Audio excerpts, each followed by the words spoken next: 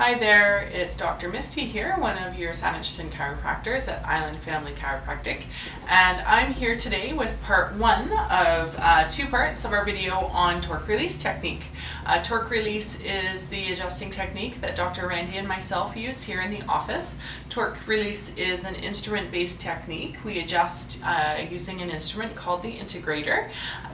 We actually have a great video already on both our YouTube page and our website that tells a little bit more about the integrator and what it does and how it works if you want more information on that. Dr. Randy and I love torque release, and we love it not just because of the results that we get and the perspective that it allows us to see with the body, but it's also got a really interesting history. Torque release was actually developed to be used in a research study in a drug and alcohol treatment facility. The research council that was setting the requirements for this study had some pretty strict conditions because they wanted chiropractic to fail. So the researchers had to be very, very smart about how they went about designing the study. One of the things that they needed was a technique that was going to be reproducible from doctor to doctor, so that no matter who was checking the patient, the findings would be the same. So that's one of the reasons that we have the assessment protocol that we do for torque release. The other thing that they wanted was for the adjustments to be reproducible from doctor to doctor, so that no matter which doctor was caring for a patient on a given day, they could be sure that the adjustments were very reproducible. So that requirement is actually why we have the integrator. It was developed specifically for the research study. The study itself ran over a 30-day period. There were three groups. There was a medical group, there was a chiropractic group, and there was a placebo group. And the placebo group got a fake chiropractic adjustment. And again, that placebo group was there because they really, really wanted the research trial to fail. And it backfired on them in the end, actually. So what they did is all of these research groups had access to the same supports for psychological care and support groups through their treatment, but the actual treatment modality was either traditional medical treatment, typically drug therapy, or the chiropractic adjustment or the fake chiropractic adjustment. And after 30 days, the results that they saw were so astounding. They'd never been seen before in a 30-day treatment program. So the findings were actually published in the Journal of Molecular Psychology in February of 2001. And what they found was that the chiropractic group, 100% of the chiropractic group completed the treatment program. And this doesn't typically happen in a drug and alcohol program. Typical completion rates are between about 50 and 75%. And in this particular study, the medical group had a 56% completion rate.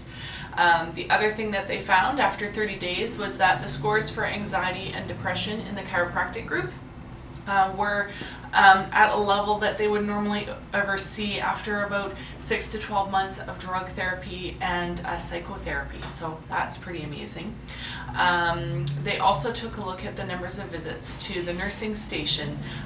Typically in a treatment program like this, if someone is distressed, they'll go to the nursing station for some kind of support to help them through that upset.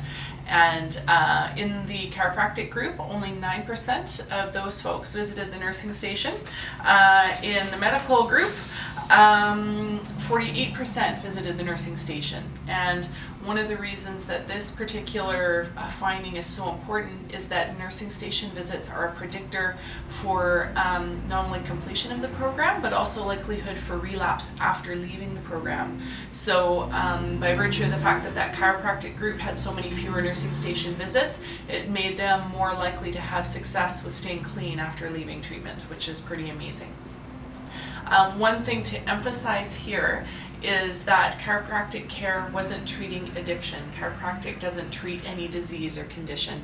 What the researchers wanted to take a look at with the study is whether chiropractic care could improve the overall health and sense of well-being of these folks while they were in treatment to help them be more successful with recovering from their addiction. And most certainly that's what they found. And it's certainly our experience in our practice day to day, taking a look at patients that, you know, people will say, yes, I'm feeling better, or, you know, my child is, you know, they're getting sick less often, but people will say, gee, I feel better. Gee, I don't feel as stressed as I used to feel. I'm sleeping better. I seem to be more relaxed. Stress doesn't bother me as much. So these are the things that make torque release so powerful. It's not just the physical improvements, but it's the day-to-day being well in the world improvements that make us so excited about it. And Dr. Randy is actually going to explain why it is that some of these things happen in part 2 of our series on torque release.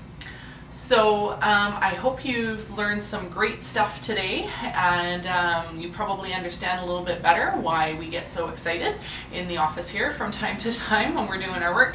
And please visit us on our website at www.islandfamilychiro.ca for some great resources and additional videos. We've also got a great Facebook page.